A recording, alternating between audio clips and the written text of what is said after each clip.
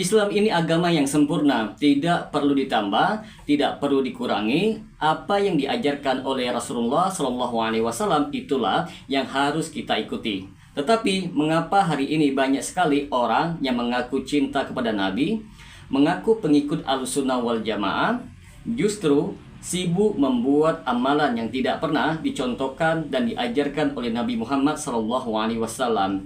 Mereka mengadakan ritual-ritual baru, teman-teman, memperingati hari-hari yang tidak pernah disyariatkan di dalam Islam, bahkan menambah-nambah cara beribadah yang tidak ada dalilnya. Dan yang lebih parah, semua itu dibungkus dengan label bid'ah hasanah. Inilah penyakit yang menjangkiti aswaja tradisional. Mereka merasa lebih tahu cara beribadah daripada para sahabat Nabi Muhammad SAW. Mereka lebih percaya pada tradisi dan kata-kata kiai daripada hadis-hadis yang sahih. Mereka menganggap perasaan dan niat baik sudah cukup menjadi alasan untuk menambah-nambah agama. Padahal setiap tambahan di dalam ibadah bukanlah tanda cinta kepada Nabi, tetapi tanda bahwa kita merasa ajaran beliau itu belum cukup. Bagi teman-teman sekalian yang penasaran dengan kelanjutan dari pembahasan video kali ini, maka tonton terus video ini hingga selesai agar kita menemukan fakta yang sebenarnya.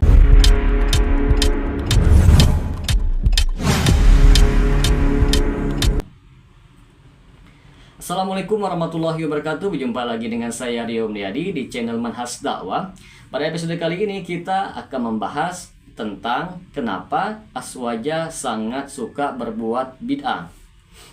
Teman-teman, kita harus memahami dulu apa itu bid'ah. Secara bahasa, bid'ah berarti hal yang baru yang tidak ada sebelumnya. Secara istilah yang syar'i, para ulama menjelaskan sebagaimana yang didefinisikan oleh Imam Asy-Syatibi di dalam kitab Al-I'tisam. Bid'ah adalah sesuatu yang diada-adakan dalam agama yang tidak ada dasarnya dalam syariat Allah dan Rasulnya, dan diniatkan sebagai ibadah. Dalam Islam sendiri, perkara bid'ah bukan sekadar hal yang baru secara umum, tetapi hal baru dalam ibadah yang tidak pernah diajarkan oleh Rasulullah SAW, tidak pernah diamalkan oleh para sahabat Nabi Muhammad SAW. Tidak ada dalil yang syar'i yang mendasarinya. Rasulullah SAW sudah mengunci semua urusan ibadah dengan sabdanya yang diriwayatkan oleh Imam Bukhari dan Imam Muslim, yaitu barang siapa mengada-ngadakan sesuatu di dalam urusan agama kami yang bukan bagian darinya, maka itu tertolak. Setelah kita mengetahui apa itu bid'ah, maka siapa yang dimaksud dengan aswaja? Istilah aswaja di Indonesia sering merujuk kepada kelompok Ahlussunnah wal Jamaah versi NU yang mengikuti mazhab fikih Syafi'i, mazhab akidah Asy'ari Maturidi, mazhab tasawuf Al-Ghazali dan Junaid Al-Baghdadi.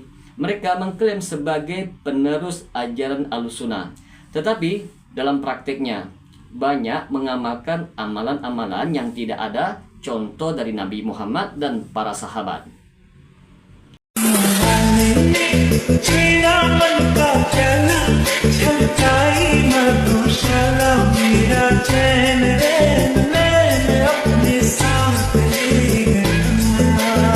Ini yang menarik, mengapa aswaja suka berbuat bid'ah. Ada beberapa faktor utama yang membuat aswaja itu sangat akrab, bahkan bangga dengan amalan bid'ah. Yang pertama, kesalahan konsep tentang bid'ah hasanah. Aswaja tradisional membagi bid'ah itu menjadi bid'ah yang hasanah, yang baik, dan bid'ah yang syai'ah, bid'ah yang buruk. Contoh yang mudah seperti maulid Nabi itu bid'ah hasanah, tahlilan bid'ah hasanah, ziarah kubur dengan ritual tertentu itu juga termasuk bid'ah hasanah. Padahal pembagian ini tidak ada dalilnya, teman-teman, dari Nabi Muhammad. Yang mereka jadikan dalil adalah ucapan Umar ketika beliau menghidupkan sholat tarawih berjamaah. Beliau mengatakan sebaik-baik bid'ah adalah ini. Masalahnya di sini, teman-teman, ucapan Umar bukan bid'ah syar'i tetapi bid'ah lughawiyah. yaitu secara bahasa. Karena tarawih berjamaah pernah dilakukan oleh Nabi Muhammad SAW, hanya tidak terus-menerus. Aswaja itu salah paham, lalu menjadikannya dalil pembenaran untuk berbuat ibadah yang baru. Yang kedua, taklid buta kepada ulama-ulama mazhab.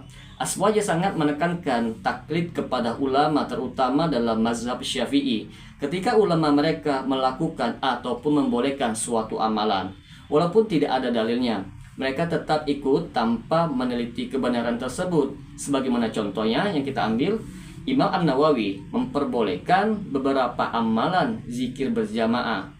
Mereka langsung mengikuti, teman-teman. Lalu ulama tasawuf mengajarkan wirid-wirid tertentu, mereka juga langsung menganggap itu bagian dari agama. Akhirnya apa? Standar kebenaran berubah dari dalil menjadi pendapat ulama, kiai, ataupun habib. Yang ketiga, pemahaman agama yang bercampur dengan budaya. Aswaja sangat dekat dengan budaya lokal. Mereka menerapkan strategi dakwah yang diusung oleh Wali Songo di Jawa, semisal membungkus dakwah dengan budaya. Awalnya ini tidak masalah, teman-teman, tetapi kemudian budaya yang bersifat murni ada diseret menjadi ibadah. Itu seperti sedekah laut, selamatan, tahlilan kematian, ritual di makam keramat. Mereka sulit membedakan mana adat yang boleh dan mana ibadah yang terlarang. Yang keempat, pengaruh tasawuf yang berlebihan. Aswaja sangat kental dengan ajaran tasawuf, khususnya versi Al-Ghazali dan tarekat Sufi. Dalam tasawuf, ibadah sering dilihat dari niat yang baik dan menenangkan hati, meskipun tidak ada dalilnya. Kita ambil contoh nih, zikir tertentu yang diulang ribuan kali, mengharap berkah dari benda atau kuburan wali, mengadakan peringatan-peringatan hari besar tertentu yang tidak disyariatkan. Pola pikir tasawuf ini, teman-teman, membuat mereka mudah menerima amaran baru, asalkan itu dianggap mendekatkan diri kepada Allah Subhanahu wa Ta'ala. Lalu yang kelima, mengedepankan perasaan daripada dalil. Aswajani sering sekali menolak bantahan terhadap bid'ah dengan alasan, kan niatnya itu baik, kan untuk mengingat Allah, kan banyak ulama yang melakukannya, kan tidak merugikan siapapun. Padahal agama tidak dibangun atas perasaan, tetapi wahyu dan as-sunnah. Oh, nggak ngaji ini, celeng, berarti Wahabi mereka. Wahabi mereka. Hajar siapa ini? Yang keenam, sikap anti terhadap manhaj salaf. Karena perbedaan manhaj, aswaja tradisional sering menolak prinsip kalau Nabi tidak melakukan berarti jangan melakukan yang dipegang oleh salafi. Mereka memandang ini sikap yang keras ataupun sempit, sehingga lebih memilih manhaj yang longgar yang memperbolehkan inovasi di dalam ibadah. Teman-teman, ada beberapa amalan yang sangat populer di kalangan aswaja dan dikategorikan bid'ah oleh manhaj salaf, seperti tahlilan kematian hari pertama, hari ketiga, hari ketujuh, hari ke-40, hari ke-100, haul tahunan, lalu maulid Nabi dengan pembacaan berjanji atau diba, serta yasinan malam Jumat secara berjamaah, dan zikir dan doa bersama dengan format tertentu setelah sholat.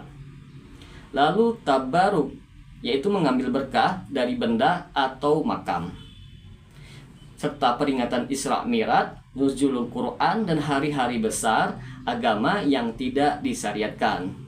Maka dampak negatif dari kecintaan aswaja terhadap bid'ah itu menyebabkan mereka meremehkan sunnah karena lebih fokus kepada amalan baru daripada untuk mengikuti contoh Nabi Muhammad, serta membuka pintu kesyirikan dan banyak bid'ah yang berujung kepada pengagungan kubur dan orang mati.